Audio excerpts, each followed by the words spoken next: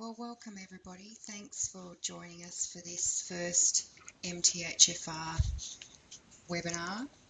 It's great to be here. It's been a long time coming. And my name is Carolyn Ladowski and I'm the founder of MTHFR Support Australia. Well, tonight we're going to really cover the background and some really good information about MTHFR and really what it means to you and how is it going to affect your health. I certainly got to this point because I continuously saw people in my practice who just were not getting better despite giving them the normal supplements and herbs that I would expect them to respond to. And I kept thinking that there had to be something more. And when I constantly saw high levels of red cell folate, I continuously asked questions. Why? Why would it be high? What affects it? And yet no one could really tell me, whether I spoke to pathologists or doctors or other naturopaths. No one seemed to really have an answer until I was at a conference a few years ago and someone made the connection in there, just a very flyaway comment between MTHFR and elevated folate, and that was the beginning of the end for me. The important thing that I want everyone to remember is just because you have a mutation, it doesn't necessarily mean that you're going to express it. You were born with your genes, there's not a lot you can do with them, you've had them for life, but what you can do with your diet and your lifestyle is change the way and whether or not you express these. So we're going to talk a little bit more about that tonight.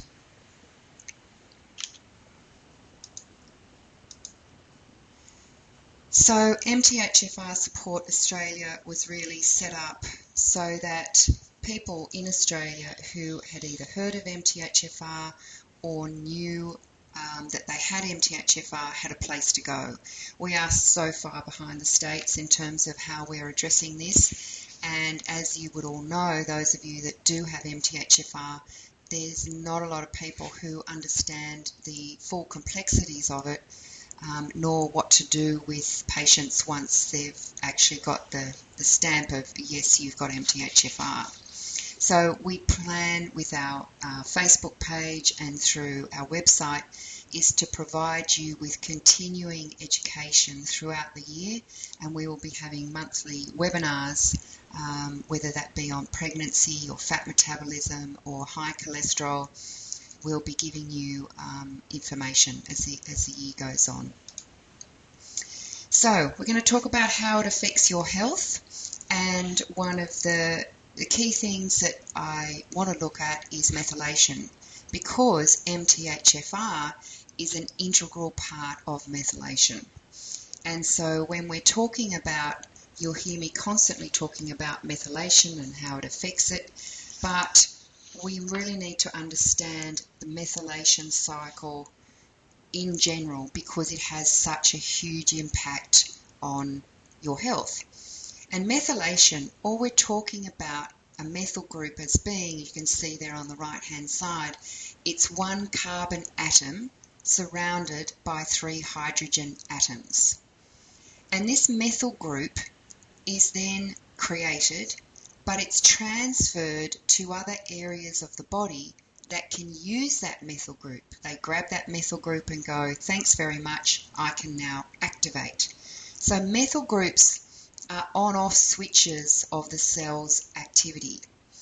And in essence, they're really the body's messengers. They join with other compounds to jumpstart a reaction, like turning a gene on or activating an enzyme. And when the methyl group is lost or removed, the reaction stops, or a gene is turned on, or the enzyme is deactivated. So it really is, particularly when you're talking about genes relating to cancer, it's not ideal to have these turned on. So what the methyl group does, it helps to regulate healing, regulate cell energy, regulates genetic expression of DNA, neurological function because you need these methyl groups, liver detoxification and immunity. So there's a lot of aspects of methylation, or in fact almost every aspect of it, methylation is key to us having good health. So what does it do? Well, as I said, it will turn genes on and off. It repairs and builds DNA. So DNA, the building blocks of DNA and RNA require methylation. So if you have a decreased methylation, you can end up with improper DNA. And this is why in preconception it's so important to do that 3 months of getting that methylation cycle back to where it needs to be before you fall pregnant. It reduces aging. So aging really is about telomeres, and these hold the DNA strands together so they don't unravel. But methylation keeps these high. So as we age and we need higher telomeres, then correct methylation is going to help us do that. Detoxifies chemicals and heavy metals. So what it does is helps prevent cell damage and disease. It makes glutathione, which is our major antioxidant, and it also detoxifies hormones like estrogen. It supports liver function. And if glutathione is our major detoxifier and antioxidant, then it's going to help protect cells and free radical and peroxide damage. It processes hormones. So hormone imbalances, particularly high estrogen in high estrogen dominant conditions like cancer and fibrocystic breasts and PCOS and endocrine dysfunction, it becomes really important to ensure that your liver function and your glutathione levels are really good. It also supports weight loss because you don't get the increase in estrogen, which causes fluid retention and weight gain. It also builds immune cells, as we were saying. It turns the stress response on and off. So it's really important to consider that when you're stressed, your methylation is chewing up your methyl groups. So you turn the stress response on really well, but you're not necessarily turning it off, and that's part of the issue. If you can't turn that stress response off, then you stay in this hyper stress state. It provides us with certainly energy, because we need methylation to help us produce carnitine, CoQ10 and ATP. Histamine. So histamine is obviously high in an allergic response, but part of the pathways to reduce histamine in the body is through an HNMT gene, and that requires methylation. So if you are having hives or you're getting high allergic response all the time, then regulating your methylation may in fact improve your histamine response. Repairing cell membranes and produces myelination of nerves. So myelin is the sheath that wraps around nerves to insulate them and allow messages to be sent effectively. So without adequate methylation, there's inadequate signaling. Neurotransmitters, and this is probably one of the areas that I see the most of, because we want to prevent depression, anxiety, insomnia, and help brain function. So if we, for example, if methylation helps convert serotonin to melatonin for sleep, and in neurotransmitters we get from amino acids in the food we eat. So if we're low in good quality protein and we don't have enough to create neurotransmitters, then we're going to have problems with function there. And there are certainly mutations like COMT and MAO and DAO that will all affect these neurotransmitters.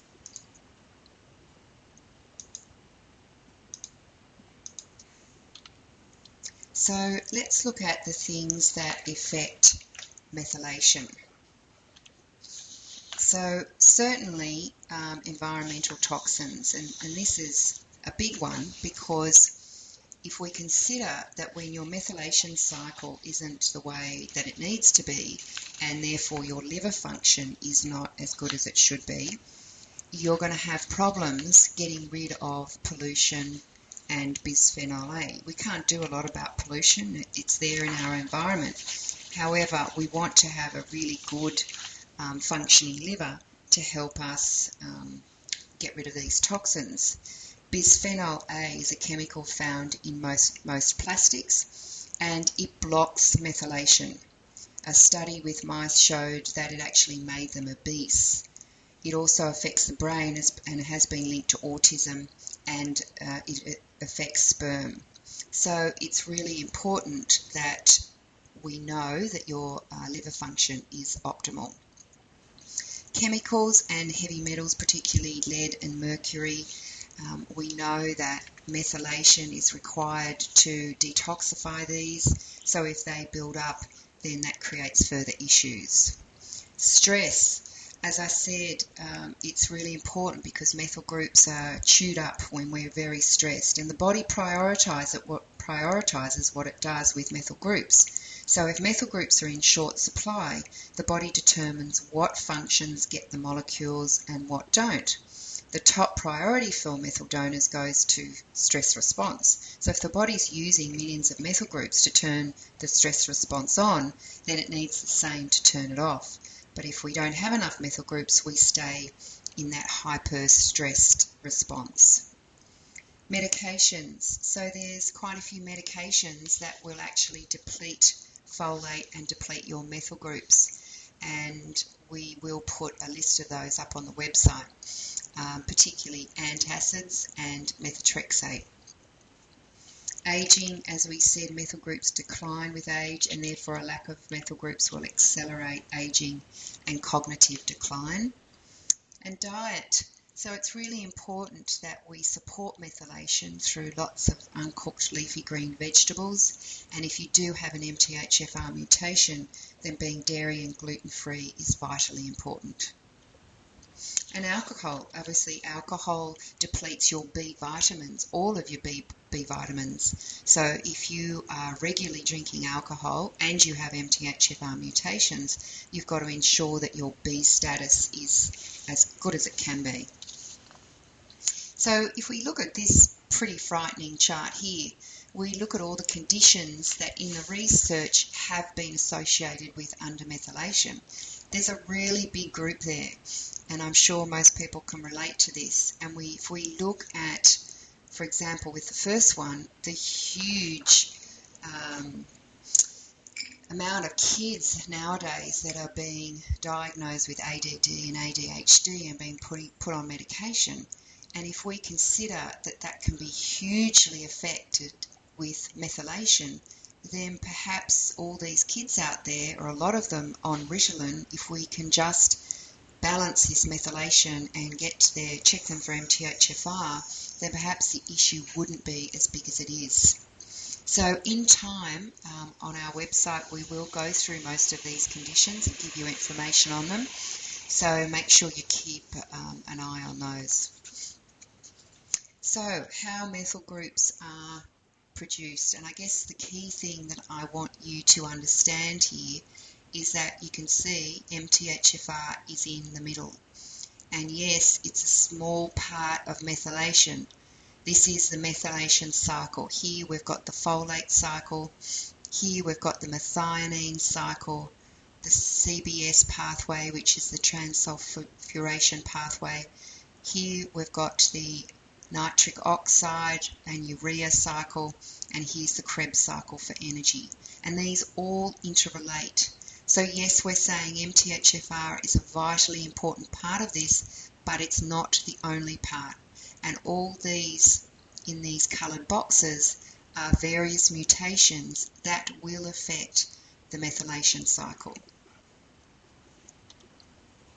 So MTHFR is, as I said, a really crucial step, and the reason is that it takes the dietary folate we eat, dihydrofolate, and it converts it to, we've got tetrahydrofolate, and all these pathways, all these steps is how the body takes the green leafy vegetables and converts it into our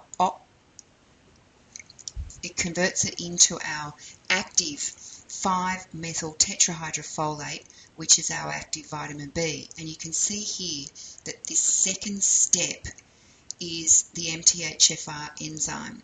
So it's the step that takes it and finally converts it into the active.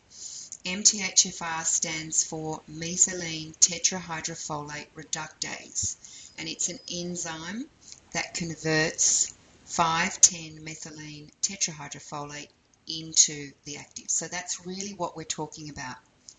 And there's a lot of confusion around folic acid. Folic acid is a man-made supplement. It is not the same as folate that you get from your diet. We don't want folic acid, particularly if you're MTHFR, because folic acid will preferentially bind to the folate receptors and basically block this folate that you're getting from the food. Now, there are two key genes that encode for MTHFR. In actual fact, there's about 30, but we only look at two key ones because this is really the research that we have at this particular point in time. And the research is phenomenal at the moment, and it's coming out more and more and more with new research every single day. But their two key ones are the C677T and the A1298C. So MTHFR mutation, so what does it actually mean? A mutation is a change in a DNA sequence, and a DNA basically is made up of 4 key letters: G for guanine, A for adenine, T for thymine, and C for cytosine. And what you get in a change, in a mutation, is a changing of these. Now, a mutation can have various outcomes. It can provide a non-functioning protein, a protein that is partially functional, a protein with a completely new or different function, no protein at all, or no noticeable change in the protein. Now, when you have an MTHFR mutation, you actually have a down regulation. So the change in that mutation is that you have a down regulation in the enzyme. Now, if we look at the terminology that's used in the research, or when you're Googling, you'll find a lot of different terminology, and it's important that you understand that these are all actually the one and the same thing. So if we look at the C677T, you can see that it has C677T. So the C stands for cytosine, and it's actually changed to a thiamine. So this is a change, C to T. You can also have the SNP ID. So and a SNP is a change. So a SNP just means it's a single nucleotide polymorphism, which means it's a change in that genetic AD nucleotide. So there's a change in that sequence. And every gene, every SNP, is given an RSID. So the RSID for C677T is 1801133.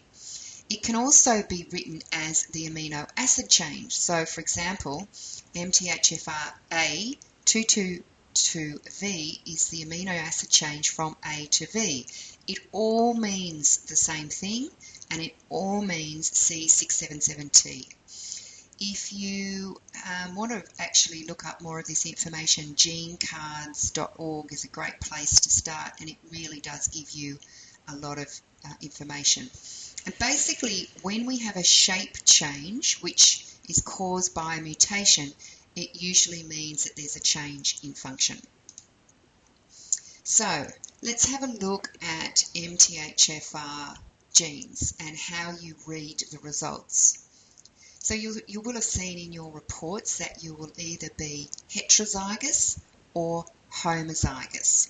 So heterozygous means you have one copy of the gene from mum or dad, and homozygous means you've got 2 copies of the gene. So you've got one from mum and one from dad.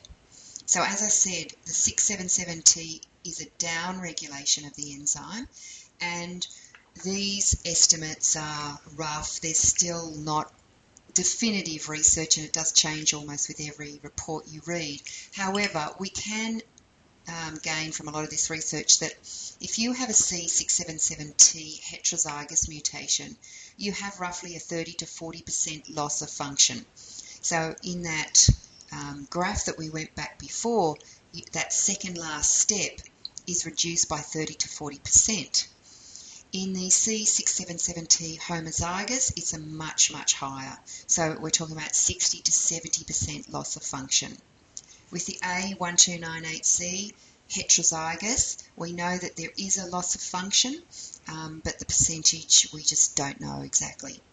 The A1298C homozygous, roughly a 30 to 40% loss of function. And if you have one copy heterozygous of the C677T and one A1298C heterozygous, then you are called compound heterozygous, and that results in a 40 to 50% loss of function. So there's various ways to test for MTHFR if you haven't already done it. The first one, if you go on to our website, MTHFRsupport.com.au, and go into the resources section, you'll see on the very top there will be number 1, 23andMe. And if you click on that, you will then get referred to the 23andMe website where you can order your genetic profile. And this basically is your genetic profile. It's fantastic information. But what we look for then is how really it affects methylation. And I would encourage you all, once you get that 23andMe report, please don't look at it. Please don't go through every single gene and freak out. Just don't look at it all. Go and order it then. If you go back into our website, MTHFRsupport.com, you upload your details and you can then get a really good genetic summary, particularly how it relates to methylation, and that's what we're really concerned about. But locally, you can certainly get Douglas, Handley, Moyer and Laverty will do this in a simple blood test. It is rebatable by Medicare if you have a family history of MTHFR. So if you have an immediate family member who already knows they are MTHFR positive, then you need to tell your doctor that you need to include that, and you will get that included. It'll cost you roughly $60.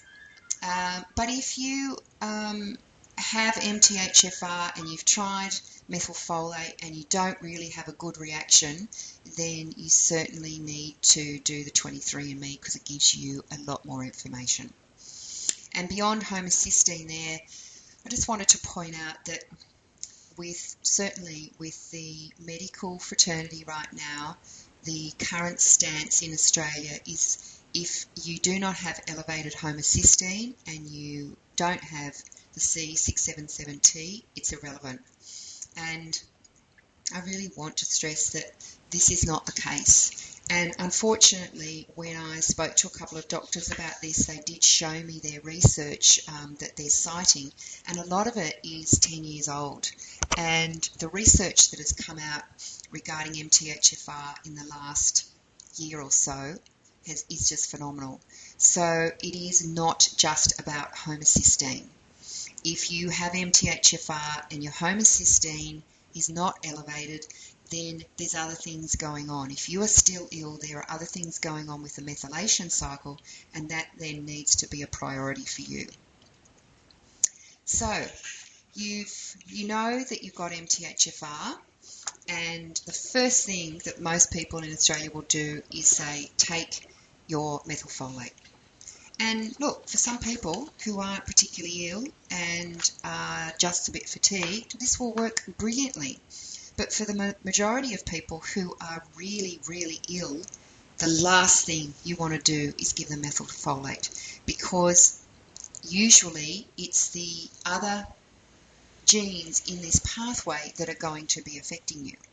So, for example, if you have a low homocysteine, it's more likely that your CBS or cystithione beta synthase pathway is not working. If you are very anxious and very stressed and highly strung, then chances are it's your COMT, MAO or DAO pathway that needs to be balanced before you do any methylation. Now, I've seen a lot of people come in and said, oh yes, I've been on the methylfolate and all of a sudden I'm in a really bad way emotionally. Increased agitation, increased anxiety.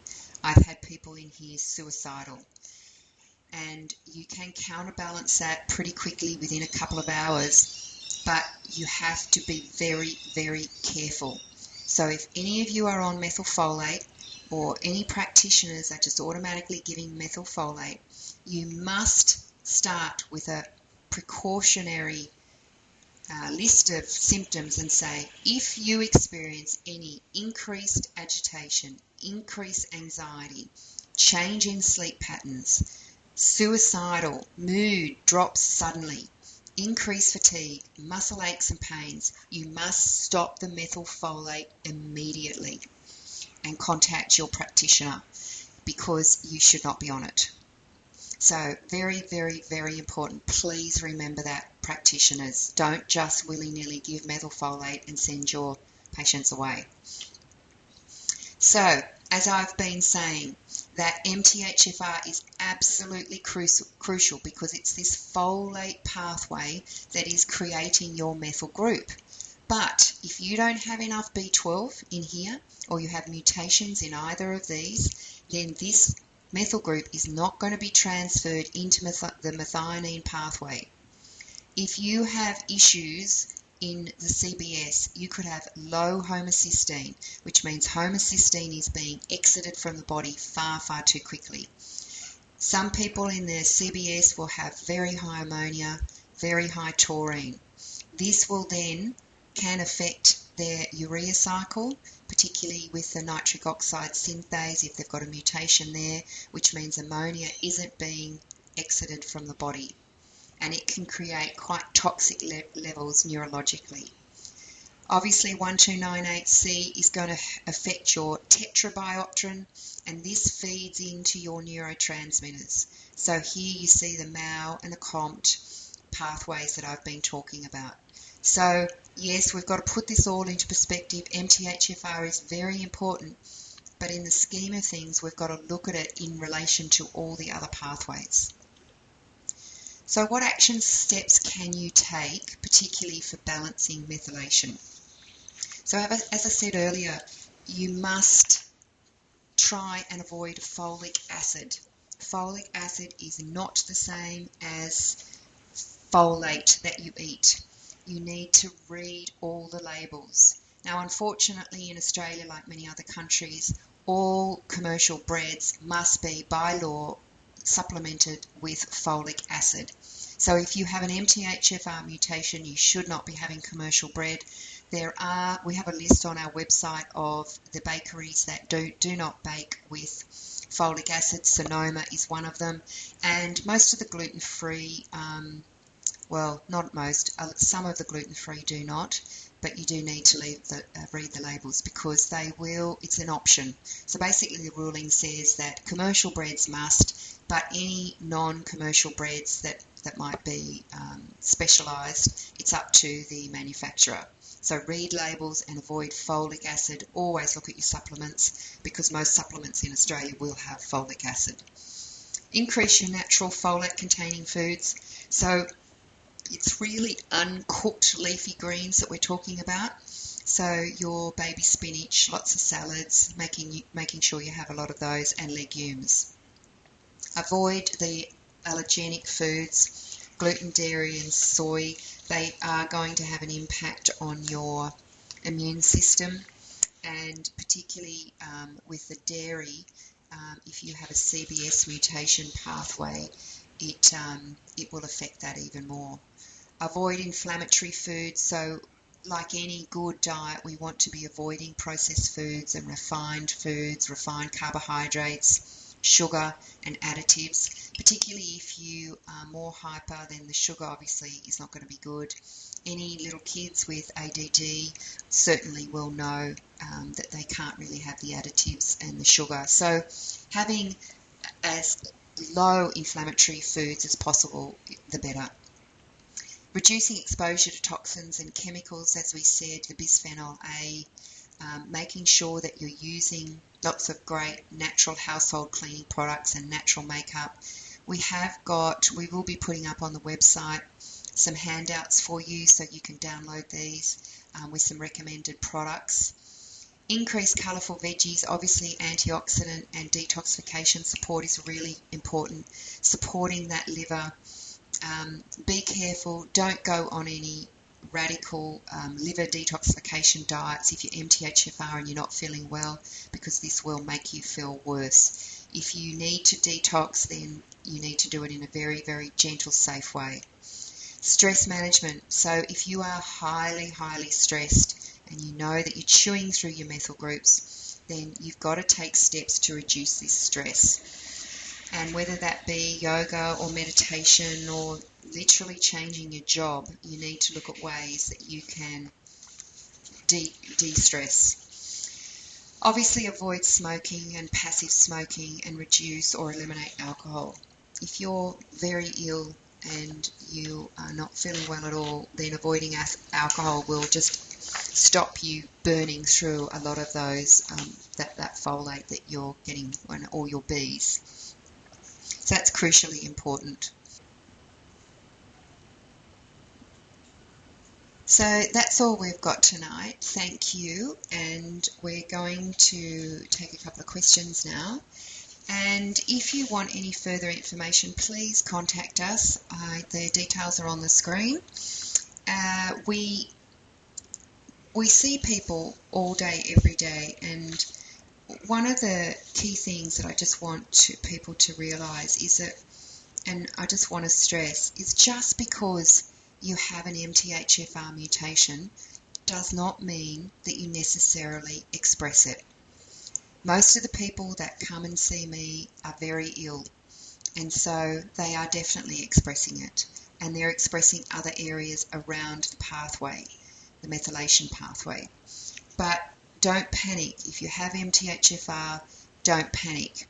For some people, they can easily handle this with their diet, and long term, that's what we want to achieve. We want to ensure that everybody is handling their methylation pathway, supporting it through their diet, supporting it through their good environmental health and exercise. So let's see if we can put perspective in this and keep people healthy. But I am sure that there are a lot of people out there. We know that 45% of the population have a mutation in the MTHFR, and that's huge. And when you look at countries like Mexico, their percentage is even higher, and so is Italy. But what's really interesting is that the Mexicans express their MTHFR mutation quite highly, and there are a lot of conditions associated with MTHFR in the general population. But interestingly, in Italy, where it's a much more relaxed lifestyle, they have the Mediterranean diet, they have great weather, they have a nice, relaxed environment, they don't express it. So that tells us a lot.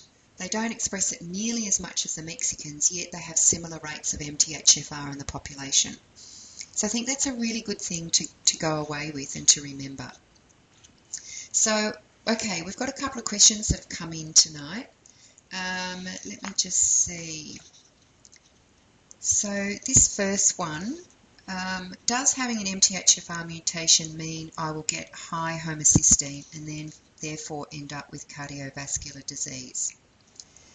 No, it does not, because as I said, just because you have an MTHFR mutation does not mean A, you necessarily express it, and B, it depends on the other pathways that are happening around that. So for example, if you have a CBS pathway issue as well, that actually might be keeping your homocysteine in check. If you, for example, are a C677T homozygous, so you're more likely to get elevated homocysteine, but the CBS may actually be keeping that in check. So it doesn't necessarily mean that you will have cardiovascular disease, no. This second one, I am heterozygous MTHFR. What does that mean for me? I have been dealing with chronic yeast issues following repeated antibiotics in the past. Have not been feeling well for the past 6 years. How do I detox and prevent oxidative stress? Well, it's interesting that methylation is actually inhibited by Candida's toxins. So repairing the digestive system would obviously be a first priority. And Candida produces a toxic byproduct called acetaldehyde, which can actually affect you neurologically as well. So I'd be also looking at your CBS pathway there, and first of all looking at the Candida and seeing if I could eliminate that. Next question. If someone knows they have a certain mutation in either the MTHFR or methylation cycle that is associated with a certain disease state, like cancer or Parkinson's, does that mean they will end up with that particular disease? Okay, so that's similar to the first question. No, just because you have a mutation does not mean that you're going to end up with that disease. But what is really vitally important is your family history. So if you had a mutation that screamed Parkinson's disease, and there's no Parkinson's disease in the family or no myelination issues or anything like that, then I'd say the likelihood is really, really low. So again, it's putting it into perspective, and this is why I don't like people to go and scour through their 23andMe, because there are so many mutations. There's 30,000 genes in there, and we all, every single one of us on the planet, have mutations. It's not important for you to know every single gene that is mutated in your body. What you need to know is what is your family history.